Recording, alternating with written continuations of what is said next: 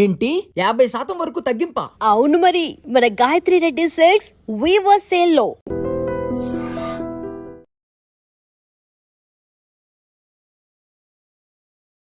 Welcome to I dream. నా పేరు లుంబిని. ఈ రోజు మనతో పాటు ఉన్నారు ఖ్యాతన ఆరోగ్య కేంద్రం నుండి డాక్టర్ దిలీప్ గారు, expert in Ayurveda, acupuncture and natural sciences. ఆయనతో మాట్లాడదాం.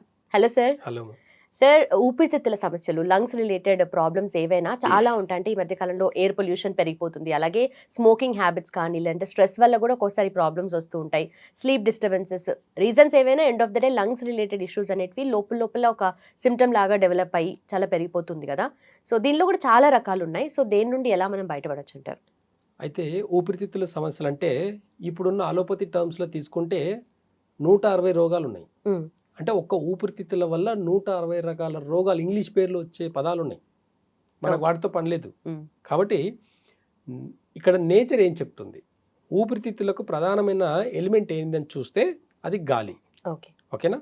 పంచభూత తత్వంలో ఊపిరితిత్తులకు గాలికి ఉన్న సంబంధం నుంచి మనం తీసుకుంటామే తప్ప నాకు ఫైబ్రోసిస్ ఉంది, నాకు ఆస్తమా ఉంది, నాకు టీబీ ఉంది, ఇవి కాదండి మనం తీసుకోవాల్సింది.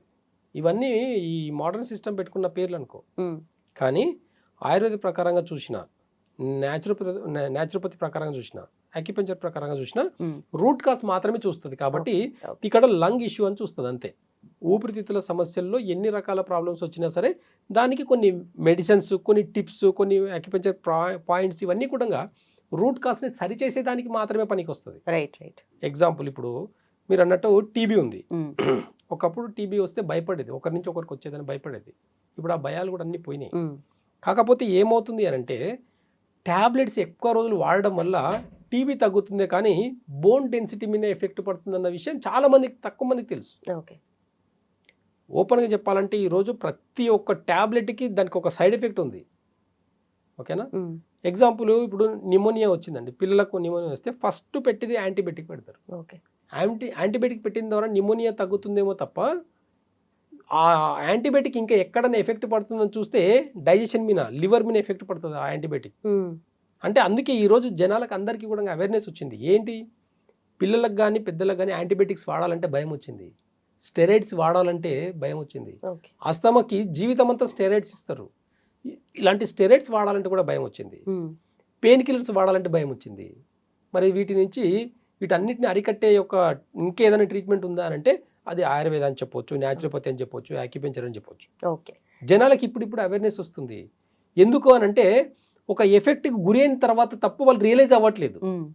రూట్ కాస్ మర్చిపోయి సిమ్టమ్స్ని బేస్ చేసుకొని పరిగెడితే ఎక్స్రే తీస్తున్నారు, టెస్టులు చేస్తున్నారు, కానీ తగ్గట్లేదు రోగాలు కొన్ని. కొంతమందికి దమ్ము దగ్గు ఉంటుంది, ఆస్తమా ఉంటుంది, ఎక్స్రే చూస్తే నార్మల్ ఉంటుంది. దేనికి ట్రీట్మెంట్ చేయాలి అప్పుడు? ఇలాంటి కన్ఫ్యూజన్గా ఉండే పేషెంట్లు చాలామంది ఉన్నారు. నాకు రిపోర్ట్లు అన్నీ నార్మల్ ఉన్నాయండి, నాకు ప్రాబ్లం ఉంది అని చెప్పే వాళ్ళు కొన్ని లక్షల మంది ఉన్నారు. కానీ నాడీ వైద్యం కానీ ఆయుర్వేద కానీ రూట్ కాస్ చూస్తుంది. నీకు ఇంటర్నల్గా ఎక్కడెక్కడ ప్రాబ్లమ్స్ వస్తున్నాయి, ఏ సిమ్టమ్స్ ఉన్నాయి, ఇంటర్నల్గా ఏ ఆర్గాన్ ఇన్బ్యాలెన్స్ అయింది, ఈ ఆర్గాన్ వల్ల ఎలాంటి సైడ్ ఎఫెక్ట్స్ వస్తాయి అనేది కూడా నాడి చూస్తే చెప్పొచ్చు. అలాంటి గొప్పతనం, అంత గొప్ప వైద్య విధానం వదిలేసుకొని ఈరోజు మోడర్న్ సిస్టమ్ వెంబడి పడుతున్నారు.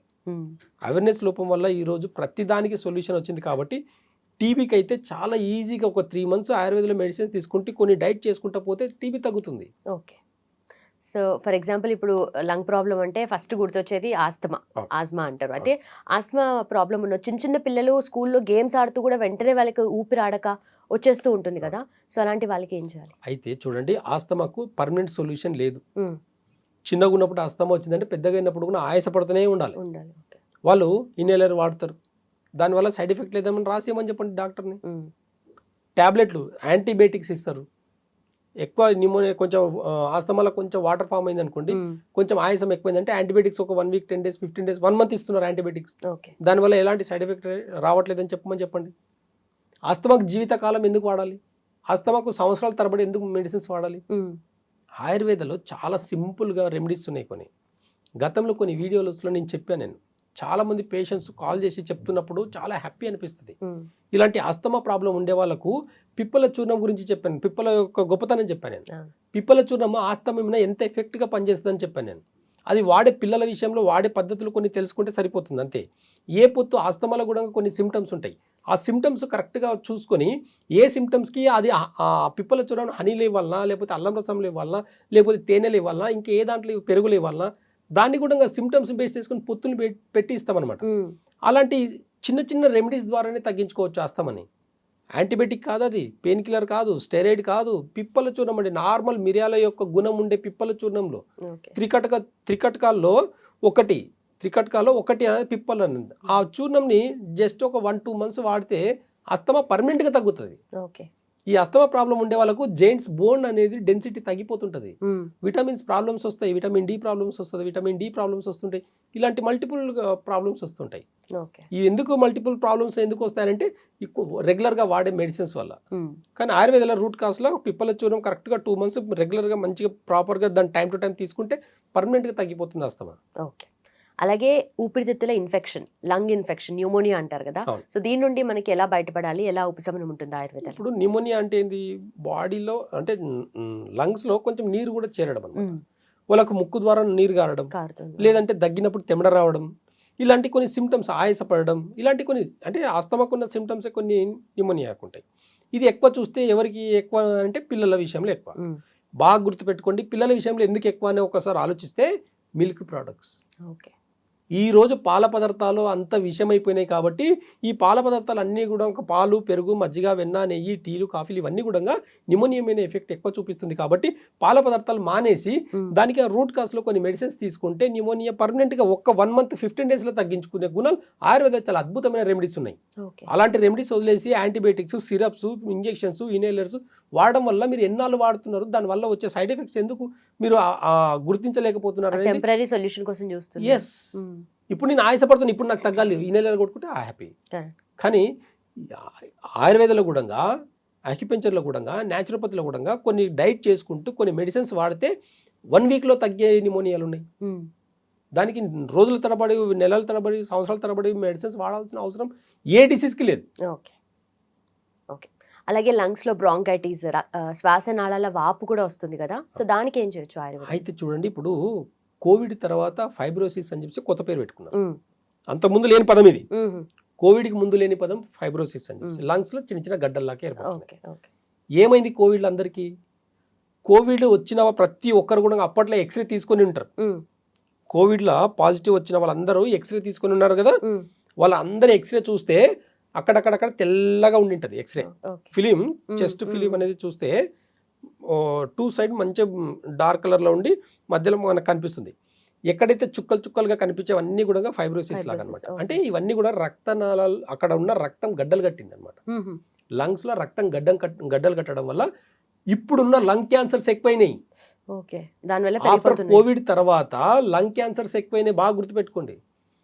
చాలా మందికి స్లీప్ మోడ్లో ఉంది ఇప్పటికీ ఇవ్వడంగా. కొంతమందికి ఇమ్యూనిటీ పవర్ బాగున్న వాళ్ళు తట్టుకుంటున్నారు తప్ప ఇమ్యూనిటీ పవర్ లేని వాళ్ళకు చెస్ట్లో చిన్న చిన్న గడ్డల్లాగా వచ్చినాయి. దాంతో ఇబ్బంది పడి చాలామంది స్టెరాయిడ్స్ వాడుకుంటూ ఇంకా ఇబ్బంది పడుతున్నారు. అంటే కోవిడ్లో వచ్చిన చిన్న సైడ్ ఎఫెక్ట్ ఇది. అంటే సెంట్రల్ గవర్నమెంట్ కూడా అక్కడక్కడ కొన్ని వ్యాక్సిన్స్ కూడా వికటించిందని చెప్పేసి కూడా మనం విన్నాం. అయితే ఈ వికటించిన వాళ్ళలో లంగ్స్ ప్రాబ్లమ్ అనేది పర్మనెంట్గా జరిగింది. ఏంది అని అంటే రక్తనాళాల్లో గడ్డలు కట్టడం, అంటే లంగ్స్లో రక్తనాళాల్లో గడ్డలు కట్టడం. ఇవి ఏమి అంటే బ్రెయిన్లో నర్వస్ సిస్టమ్, మన పక్షవాతంలో బ్రెయిన్ నర్వస్ సిస్టమ్కి ఇచ్చే మెడిసిన్స్ ఇక్కడ మనం దీంట్లో కూడా ఇస్తాం. బాడీలో ఏ రక్తనాళమైనా సరే ఎక్కడైనా గడ్డలాగా కట్టింది అంటే దాన్ని డిజాల్వ్ చేసేదానికి ఆయుర్వేదంలో అద్భుతమైన మెడిసిన్స్ ఉన్నాయి. అలాంటి మెడిసిన్స్ వాడుకుంటూ కొంచెం పత్యం చేసుకొని వాడితే ఈ ఫైబ్రోసిస్ అనే ప్రాబ్లం కూడా పల్మనర్ ఫైబ్రోసిస్ అంటారు, అవి కూడా చాలా ఈజీగా తగ్గించుకోవచ్చు. చాలా మందికి తెలియట్లేదు, వాళ్ళకు ఉన్నట్టు కూడా తెలియట్లేదు. దానివల్ల వచ్చే సైడ్ ఎఫెక్ట్ ఏంటి తెలుసా? చెస్ట్లో కన్నా రక్తం గడ్డగట్టినట్టయితే బ్లడ్ అంటే సర్క్యులేషన్, బ్లడ్ ఆ లంగ్స్లో బ్లడ్ సర్క్యులేషన్ తగ్గిపోయి మనకి హార్ట్ ఎక్కడ ఉందండి? మనకు లంగ్స్కి లెఫ్ట్ సైడ్లో ఇక్కడ కింద భాగంలో ఉంటుంది. ఏమవుతుందంటే ఇక్కడ ఎప్పుడు హార్ట్ అనేది పంపింగ్లో ఉంది కాబట్టి సేఫ్ జోన్లో ఉంది. ఈ రక్తం గడ్డగట్టడం వల్ల ఏమవుతుంది అని అంటే ఇక్కడ ఉన్న హార్ట్కి బ్లడ్ సర్క్యులేషన్ తగ్గిపోతుంది. బ్లడ్ మనకు లంగ్స్లో కూడా ఎప్పుడు బ్లడ్ సర్క్యులేషన్ ఉండాలండి. ఎక్కడైనా కొంచెం ఆక్సిజన్ ఎక్కువైనా, మనకు బ్రెయిన్ ఎక్సర్సైజ్, కోవిడ్లో అందరికీ ఆక్సిజన్ తగ్గి ప్రాబ్లమ్స్ వచ్చినాయి, కొంతమందికి ఎక్కువైనా ప్రాబ్లమ్స్ అయ్యాయి. 5 number ఇప్పుడు లంగ్స్లో ప్రాబ్లం ఉండే వాళ్ళు ఫ్యాన్ కింద 5 number ఫ్యాన్ కింద పెట్టుకొని కూర్చోండి, కూర్చోలేడు ఎక్కువసేపు. లంగ్స్లో ప్రాబ్లం ఉండాలి, ఏసీ వేసుకొని కూర్చోలేడు. ఎందుకు? అది తీసుకోవట్లేదు, లంగ్స్ అనేటివి ఆ చల్ల గాలి అనేది తీసుకోవట్లేదు. ఓకే. అలా లోపల కూడా ఏంటంటే ఈ ఫైబ్రోసిస్ అంతా కూడా హార్ట్ మీద ఎఫెక్ట్ పడింది. అందుకే కోవిడ్ తర్వాత హార్ట్ డిసీజ్ ఎక్కువైనాయి. ఓకే. కాబట్టి ఇక్కడ ఏం చేయాలి సరి అంటే హార్ట్ని సరి చేయాల్సిన అవసరం లేదు. హార్ట్ డిసీజ్ని తగ్గించుకోవాలి, హార్ట్ అటాక్ని తగ్గించుకోవాలనుకుంటే, హార్ట్ అటాక్ రాకుండా ఉండాలంటే మన లంగ్స్ని మంచిగా పెట్టుకోవాలి. ఓకే. అంటే మీరు ఇంత క్లియర్గా చెప్తున్నారు కదా, ఇప్పుడు కోవిడ్ తర్వాత ఇవన్నీ వచ్చాయి అంటే దీనికి రిలేటెడ్గా ఏదైనా స్టడీస్ కానీ రీసెర్చ్ కానీ అట్లా ఏమైనా ఉందా? అన్నీ ఉన్నాయండి, అన్ని ప్రతిదీ మెడికల్ టర్మ్స్లో ప్రతిదీ రికార్డ్స్ ఉన్నాయి. కాకపోతే దీనికి సొల్యూషన్ అలోపతిలోనే ఉంది అన్నట్టు ఉంది.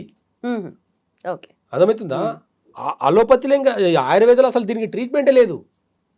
కరోనాకి ట్రీట్మెంట్ లేదు, ఎలాంటి వైద్య విధానానికి కూడా ట్రీట్మెంట్ లేదని చెప్పేసి ప్రచారం చేస్తారు. ఓకే.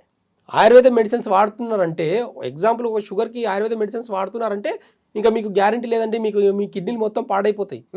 మీ మెడిసిన్స్ వాడితే మాత్రం బాగవుతుందా? మీ మెడిసిన్స్ వాడుకుంటూ బాగున్న వాళ్ళని చెప్పండి, నా దగ్గర ముందుకు తీసుకురండి. వచ్చే ప్రాబ్లమ్స్ అన్నీ వస్తూనే ఉన్నాయి కదా, ఎక్కడ తప్పించుకుంటున్నారు, ఎక్కడ తప్పిస్తున్నారు మీరు? జీవితకాలం ఒక డిసీజ్ లేదండి, మధ్యలో వచ్చేది ఖచ్చితంగా మధ్యలో తగ్గాలి. అలాంటి ప్రాసెస్ ఆయుర్వేదంలో ఒకటే ఉంటుంది, న్యాచురోపతిలో ఒకటే ఉంటుంది. వెయిట్ తగ్గాలంటే మెటబాలిజం సిస్టమ్ని మంచిగా చేసుకోవాలని ఉంటుంది అంతే తప్ప వెయిట్ లాస్కి ఇంగ్లీష్లో మెడిసిన్స్ ఏమైనా ఉన్నాయా? లేవు. అదే న్యాచురోపతిలో ఆయుర్వేదంలో మెటబాలిజం సిస్టమ్ని అంటే లివర్ని మంచిగా చేసుకుంటే ఆటోమేటిక్గా వెయిట్ తగ్గుతాం. కాబట్టి లంగ్ రిలేటెడ్ ప్రాబ్లమ్స్కి కూడా హార్ట్ అటాక్ ఈరోజు స్ట్రోక్స్ ఎక్కువ అవడానికి రీజన్ ఏంది అని చూస్తే నిమోనియా. అంటే ఈ లంగ్ ఇష్యూస్ ఏదైనా సరే తీసుకోండి, మనకు ఊపిరితిత్తుల సమస్య గాలి ద్వారా వచ్చిందనే, అంటే కరోనా కూడా గాలి ద్వారానే ఎలా అయితే వచ్చిందో సేమ్ అలాగే లంగ్స్కి ఇన్ఫెక్ట్ అయినప్పుడు అక్కడ ఉన్న హార్ట్ కూడా ఇంపాక్ట్ అవుతుంది. పెరికార్డియం, హార్ట్ పైన ఉండే పెరికార్డియం అనే ఒక పొర అనేది డ్యామేజ్ అవుతుంది. ఆ డ్యామేజ్ అవ్వడం వల్ల ఈరోజు హార్ట్ అటాక్ ఎక్కువైపోయినాయి. లంగ్స్ మంచిగా పెట్టుకుంటే కూడా హార్ట్ సమస్యల నుంచి దూరం ఉండొచ్చు. ఇది చెప్పట్లేదు. లంగ్స్ ప్రాబ్లం అయితే లంగ్ డాక్టర్ తోటికి వెళ్ళండి, పల్మనాలజిస్ట్ తోటికి వెళ్ళండి, హార్ట్ అయితే ఎండి తోటికి వెళ్ళండి. ఇది కాదండి. ఎందుకు ఈరోజు మరి అన్ని డిసీజ్కి ఒక ఆయుర్వేద డాక్టర్ చూస్తున్నారు? ఎందుకు ఇన్ని డిసీజ్కి ఇంతమంది డాక్టర్స్ ఎందుకు అవసరమవుతుంది? అయినా ఈరోజు ఒకప్పుడు 100 ఏళ్ళ ఆయుష్ని 50 ఏళ్ళకి తెచ్చిపెట్టినరు. మోడర్న్ సిస్టమ్ 50 ఏళ్ళ నుంచి చాలా పైకి వచ్చింది కదా, పెరగాలి కదా. 100 ఏళ్ళు ఉన్న మెడికల్ సిస్టమ్ పెరిగింది, టెస్టులు పెరిగినాయి, ముందు జాగ్రత్త తీసుకుంటున్నారు, అన్ని చేస్తున్నారు కదా. అంత టెక్నాలజీ, ఇన్ని హాస్పిటల్, ఇంత టెక్నాలజీ పెరిగిన తర్వాత మనిషి ఆయుష్ని 100 ఏళ్ళని 150 ఏళ్ళకి తీసుకెళ్లాల్సింది 100 ఏళ్ళ ఆయుష్ని తీసుకొచ్చి 50కి పెట్టినరు. అంటే మెడికల్ సిస్టమ్ పెరిగిందా తగ్గిందా? అంటే మనం తీసుకునే ఫుడ్ కూడా అలాగే ఉంది, మన అలవాట్లు కూడా అలాగే ఉన్నాయి. పద్ధతులు చెప్పండి, మీరు కూడా పథ్యం పెట్టండి. ఏ డిసీజ్, ఏ ఫుడ్ ఎక్కువ తినడం వల్ల ఏ డిసీజ్ వస్తుంది అనేది గుర్తించండి, అవి చెప్పండి. మీరు ఫుడ్ డైట్ విషయం చెప్పండి. వినకపోతే మీరు చెప్తున్నారు కదా టెస్ట్ల విషయంలో ఎట్లయితే భయపెడతారో అలాగే భయపెట్టండి పేషెంట్లని. ఏమని పథ్యం చేస్తేనే బాగుంటుంది అని చెప్పండి. అన్ని తినే షుగర్ టాబ్లెట్ వేసుకోండి అంటే జీవితం అంతా మీ చుట్టూ తిరగాల? కాదు కదా, పద్ధతులు ఉన్నాయి కదా కొన్ని. నేచర్లో కూడా కొన్ని పద్ధతులు ఉన్నాయి. మెడికల్ సిస్టమ్ పుట్టక ముందు నుంచి నేచర్ ఉంది, వాటిని కూడా కొంచెం కన్సిడర్ చేస్తే కదా తెలుస్తుంది మనకు. కాబట్టి రూట్ కాజ్ నుంచి ఎప్పుడైతే డిసీజ్ని తగ్గించుకుంటామో పర్మనెంట్గా కోల్డ్ నుంచి క్యాన్సర్ వరకు తగ్గించుకోవచ్చు. ఓకే. అలాగే లంగ్స్ ఇష్యూస్లో మనకు ఇంకొకటి కనిపించేది COPD, chronic obstructive pulmonary disease. So దీని గురించి ఏంటి అండ్ దీని నుండి బయటపడాలంటే ఆయుర్వేదంలో ఎలాంటి? ఆయుర్వేదంలో లంగ్కి సంబంధించిన 120 రోగాలు కూడా 160 రకాల 160 డిసీజెస్కి కూడా రూట్ కాజ్ నుంచి మెడిసిన్స్ ఉన్నాయి. మెడిసిన్స్ అనకుండా పథ్యంతో, అంటే పథ్యం చేసుకుంటూ వాడే మెడిసిన్స్ ఏ ఉంటాయి ఆయుర్వేదంలో. కాబట్టి ఏ టేస్ట్ ఊక తినడం వల్ల లంగ్స్ ప్రాబ్లమ్స్ వస్తాయని అంటే ఖచ్చితంగా స్పైసీ ఫుడ్ తినడం వల్ల వస్తుంది. రెండవది మిల్క్ ప్రోడక్ట్స్ ఎక్కువ తీసుకోవడం వల్ల లంగ్ ఇష్యూస్ ఎక్కువ అవుతాయి. ఎలాంటి మిల్క్ తీసుకుంటున్నామండి మనం? ప్యాకెట్ పాలేనా అని క్వశ్చన్ వేసుకోండి. ఆ ప్యాకెట్ పాలు మీద మొత్తం చదవండి దయచేసి ఒకసారి. దాంట్లో 1 డ్రాప్ మిల్క్ ఉండదండి. గేదె పాలు కానీ, ఆవు పాలు కానీ, పాల ప్యాకెట్ మీద కానీ, పెరుగు ప్యాకెట్ మీద కానీ, లస్సీ ప్యాకెట్ మీద కానీ ఎక్కడ కూడా ఒక 1 డ్రాప్ న్యాచురల్ ఆవు పాలు ఉండదు. మరి ఇవన్నీ ఉత్పత్తులు ఎక్కడి నుంచి వస్తున్నాయి? అలాంటి ఆర్టిఫిషియల్ ఉత్పత్తులని మన హెల్త్కి మంచిది, కాల్షియం వస్తుంది, అది వస్తుంది, లంగ్ ఇన్ఫెక్షన్స్ రావు, మంచి స్ట్రెంత్ వస్తుందని ఎవరండి చెప్పేది? ఎక్కడి నుంచి స్ట్రెంత్ ఉన్నారు పిల్లలు ఈరోజు? మరి మీ పిల్లలు పాలు తాగి నిమోనియా బారిన లంగ్ ఇష్యూస్కి ఎందుకు వస్తున్నాయి పిల్లలకు? మరి ఆడపిల్లలు 10 ఏళ్ళకి ఎందుకు మెచ్యూర్ అవుతున్నారు? ఒక్కసారి ఆలోచించండి. ఒకసారి మనం పెట్టే పాలు, పెరుగు, మజ్జిగ, వెన్న, నెయ్యి అది ఎంతవరకు అది నిజమైన ప్రోడక్ట్స్? అవి ఒకసారి చూస్తే దాన్ని బట్టి మన లంగ్ ఇష్యూస్ని కూడా మనం అరికట్టవచ్చు, ప్రతి డిసీజ్ని అరికట్టవచ్చు ఇక్కడ. ఓకే. కాబట్టి ఆయుర్వేదంలో ఖచ్చితంగా కొన్ని నియమాలు ఉంటాయి. ఆ నియమాలు పాటించుకుంటా కనుక ఒకవేళ పాటిస్తే ఖచ్చితంగా ఎలాంటి, మీరు చెప్పే 100 రోగాల పేర్లు చెప్పండి మీరు, ప్రతి దానికి రూట్ కాస్ నుంచి మెడిసిన్స్ ఉన్నాయి. కాబట్టి న్యాచురల్గా తగ్గించుకోవచ్చు, యాక్యుపెంచర్ నుంచి తగ్గించుకోవచ్చు, న్యాచురోపతి నుంచి ఇంకా అద్భుతంగా తగ్గించుకోవచ్చు. ఓకే. ఏదైనా ఒక రూట్ కావాలి, మనకు అవేర్నెస్ కావాలి. ఈ అవేర్నెస్ లోపం వల్లనే మనము చిన్న ఇష్యూస్ని కూడా తట్టుకోలేకపోతున్నాము. చిన్న ప్రాబ్లం కొంచెం తగ్గినంటే పరిగెత్తాలి ఫస్ట్ హాస్పిటల్ పరిగెడితే ఫస్ట్ ఏంది, సరే చిన్న కాఫే కదా, ఒక 2 days నుంచే వచ్చిందని ట్యాబ్లెట్ రాస్తుంటా, లేదు ఫస్ట్ ఎక్స్రేలో ఏమి లేకపోతే సిటీ స్కాన్ ఎంత అండి, 5,000 పెట్టాలి. ఒక చిన్న కాఫ్ వచ్చేదానికి కూడా 5,000 ఖర్చు పెడితే తప్ప ట్రీట్మెంట్ జరగట్లేదు. పిప్పల చూర్ణం 3 రోజులు వాడితే తగ్గిపోతుందండి. వాడి చూసిన తర్వాత వెళ్ళండి, కంగారు పడకండి దయచేసి, ఏమీ అవ్వదు, ఎలాంటి సైడ్ ఎఫెక్ట్ లేదు. పిప్పల చూర్ణం పిల్లల్ని తగినట్టుగా ఒక డోసుగా వాడితే ఎలాంటి ప్రాబ్లమ్స్ లేవు. మన పెద్దలు తాత ముత్తాతలు అవి వాడే కదా మంచిగా ఉన్నారు. మరి ప్రతి డిసీజ్కి ఎవరు చావలే, 100 ఏళ్ళు ఖచ్చితంగా 80-90 ఏళ్ళు బతికిన వాళ్ళే కదా. ఇప్పటికి మన ముంగట కళ్ళ ముంగట మన అమ్మమ్మలు నానమ్మలు ఉన్నారు కదా, అంత వయసు ఎలా బతికారు అడగండి. వాళ్ళ అలవాట్లను ఏంటాడు అడగండి, వాళ్ళు ఒంటింటి వైద్యం ఏం చేశారు అడగండి, సొంటి ఎందుకు ఇచ్చారు అడగండి, పిప్పల చూడడం ఎందుకు ఇచ్చారు అడగండి, మిరియాల చూడడం దేనికి పెట్టారు అడగండి, మిరియాల కషాయం చేసుకొని తాగేది ఎందుకు, ఒకసారి అడిగి చూడండి తెలుస్తుంది. రూట్ కాస్ యొక్క విలువ తెలిస్తే ఇప్పుడున్న వైద్య విధానానికి పడకపోవచ్చేమో కానీ అసలు వెళ్ళాల్సిన అవసరం లేదు హాస్పిటల్కి. కాబట్టి రూట్ కాస్ని అర్థం చేసుకోండి. లంగ్ ఇష్యూస్కి అన్నిటికీ కూడా రూట్ కాస్కి స్పైసీ ఫుడ్ మానేయండి, మిల్క్ న్యాచురల్ మిల్క్ అయితే తీసుకోండి తప్ప ఈ ప్యాకెట్ పాలు కానివ్వండి, పెరుగులు కానివ్వండి, నెయ్యి అన్నం మంచి గారవం చేసి నెయ్యి అన్నం పెడతాం కానీ అది ఎంత పాయిజన్ అనేది మీకు ఇప్పుడు తెలియకపోవచ్చు కానీ పెద్దగా అయిన తర్వాత తెలుస్తుంది. ఆడపిల్లలు తొందరగా పెరగడం అనేది, అబ్బా ఆడపిల్ల తొందరగా పెరిగిందని అనుకుంటున్నారు కానీ అది హార్మోన్ ఇన్బ్యాలెన్స్ అని తెలుసుకోండి, అది మిల్క్ ప్రోడక్ట్స్ వల్లనే వస్తుందని తెలుసుకోండి. మీరు తెలుసుకున్న రోజు లంగ్కి సంబంధించిన సమస్యలు ఎలాంటివి రావని చెప్పేసి గుర్తించండి. Right sir, thank you so much.